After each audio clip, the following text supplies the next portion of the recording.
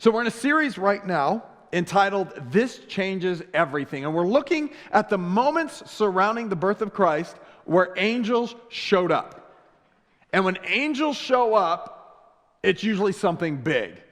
And it changes everything. Last weekend, Adam talked about the announcement to Mary and how she had to cope and deal with and absorb this announcement the angel made. Next weekend, we're going to be looking at a traditional Christmas scene with the kings, the wise men, and what it looked like when the angels showed up there. It changed everything for them. It changed everything for the world. And this weekend, we're going to be looking also at an announcement that changed everything. But I want to start, before we even get there, with kind of a reflection on the video that we just saw. Have you ever found yourself in a place where you felt faithless? Not faithful, but faithless. Some of you are here this morning and you'd say, faithless is the box that I fit very well in. Is there a God? We'll see. Am I sure if I believe all this stuff? Not really sure. Maybe you're here because a friend invited you, or you're visiting family, or they're taking you out to eat afterwards. We're glad you're here. And bring your questions, bring your doubts, bring your concerns. God is amazing at showing up in those things. You may say faithless is where you fit firmly. Some of you may say, oh, I'm a believer in Jesus. I am a follower of Jesus. Onward, Christian soldier, the whole thing. I believe the Bible from the index to the maps. I follow all of it. But you've been through some stuff. And you've prayed about some things that never got answered. So somewhere deep down inside, you may be a person who says, I have faith in Jesus, but there's this spot that you go, I'm not really sure about this. Each of us can find ourselves in a place where maybe we're not the most full of faith. Instead, we can be full of doubt. Before moving to Green Bay, the church I was serving at in Florida, got a call.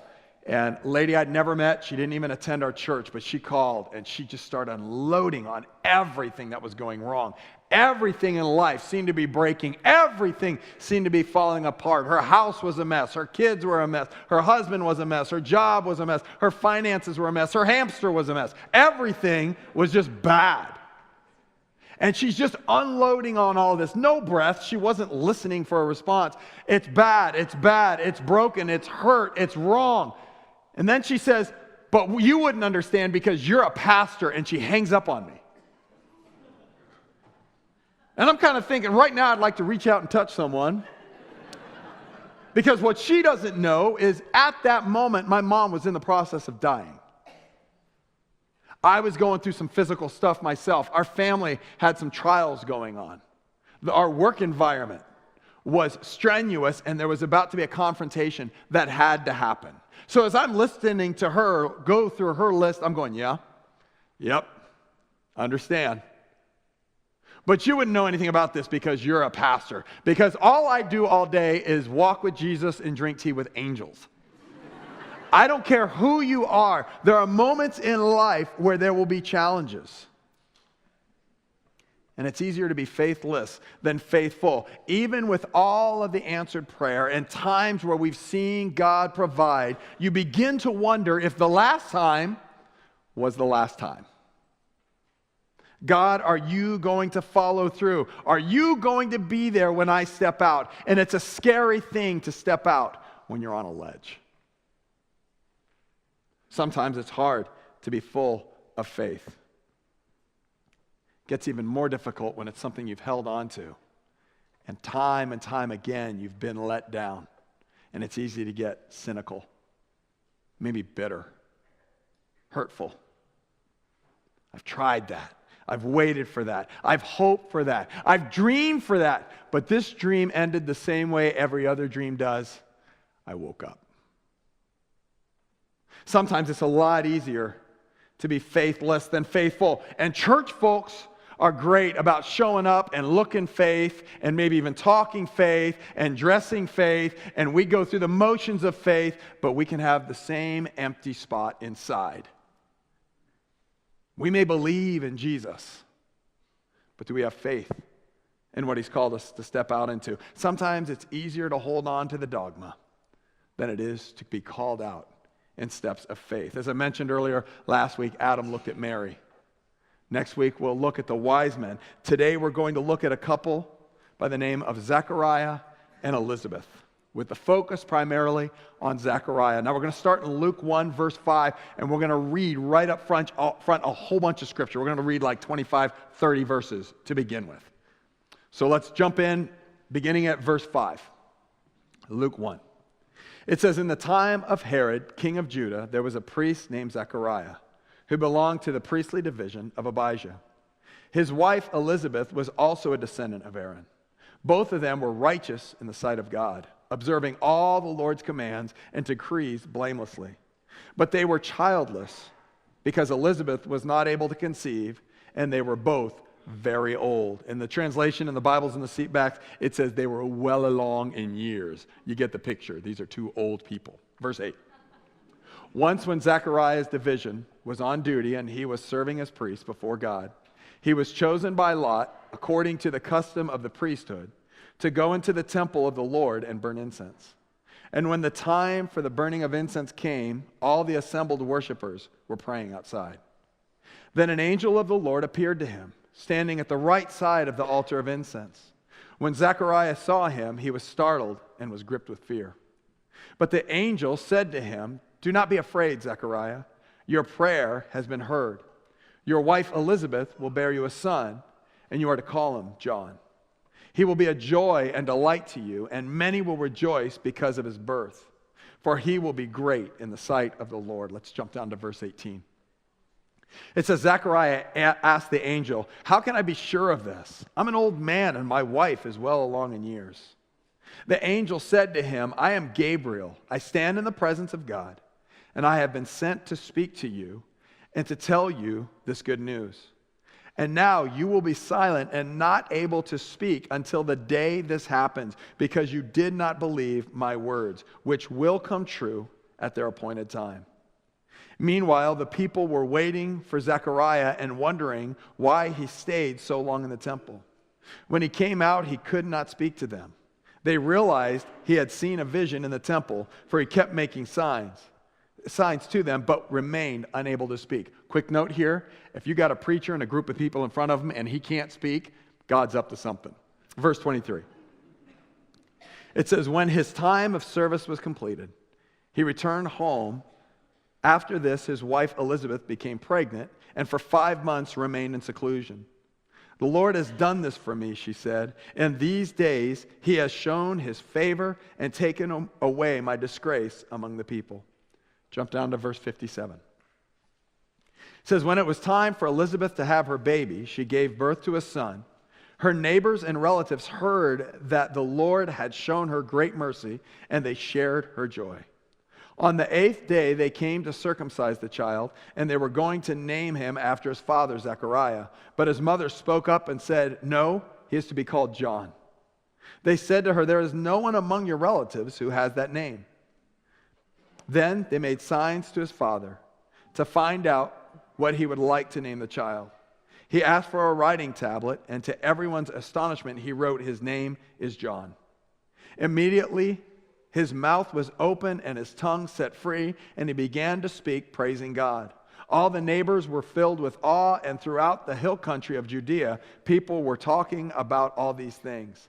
Everyone who heard this wondered about it, asking, what then is this child going to be? For the Lord's hand was with him.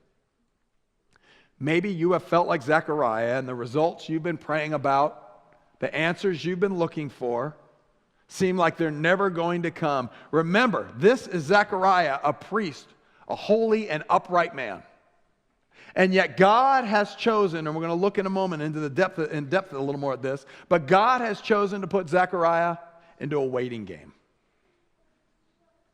Maybe you felt like you've been stuck in the same thing. God is no respecter of persons, and just as he taught Zechariah, he'll teach us. It may seem like it's never going to happen, but let's look at the lessons we can learn from Zechariah. First of all, when God puts you in a waiting game, he usually will allow you to exhaust all of your other options.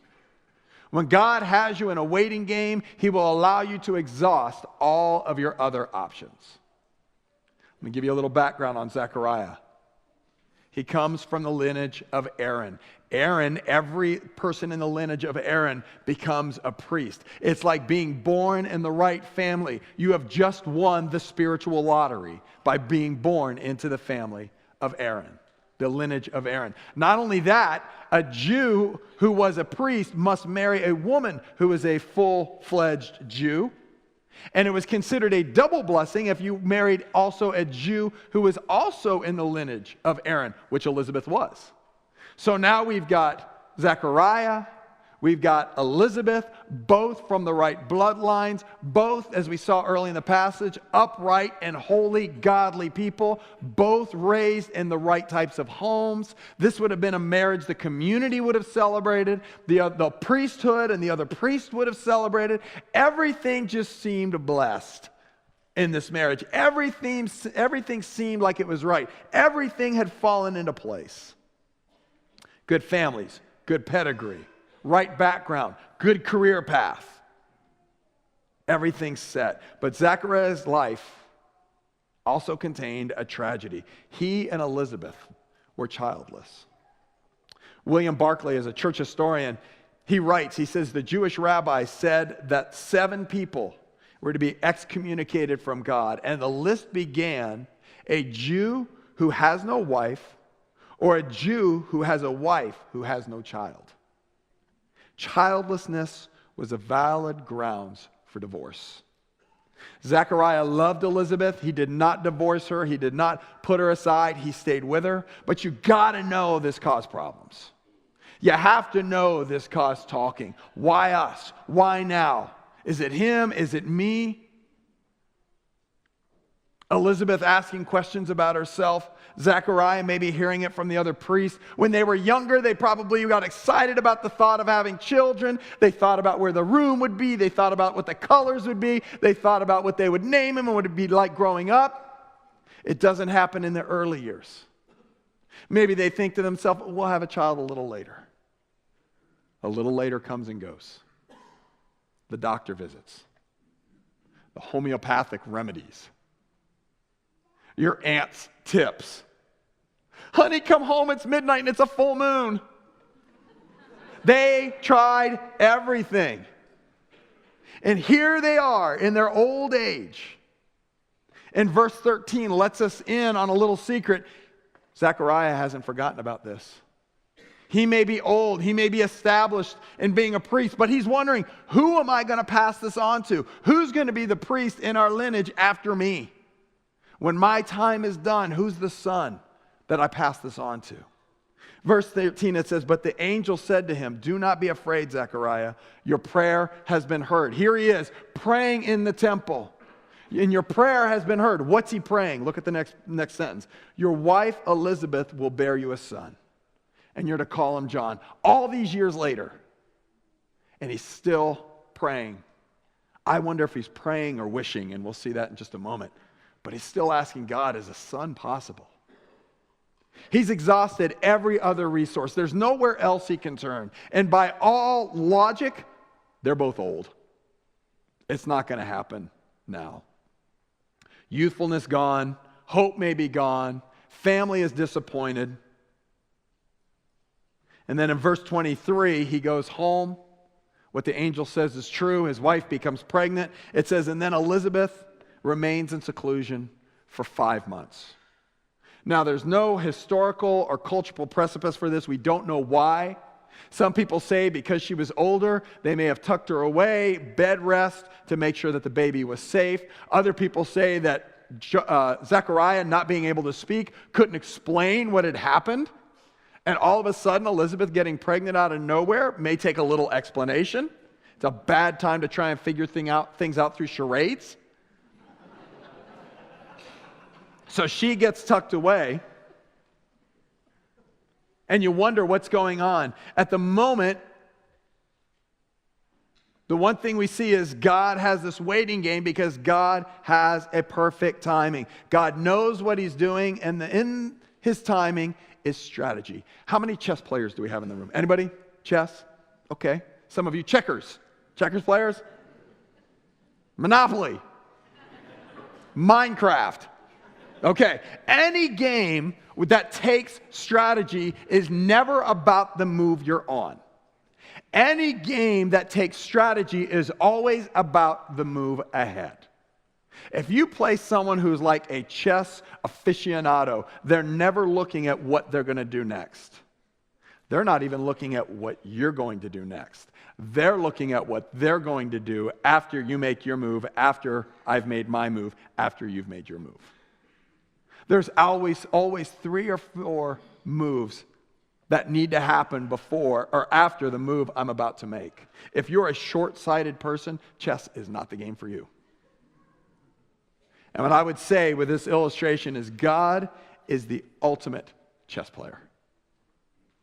His strategy and his timing are impeccable.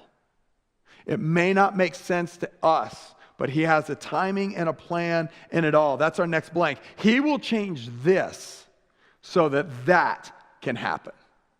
He will change this so that that can happen. If you read Luke 1, 76 through 79 on your own time, you're going to see that the birth of John was planned from the foundation of time.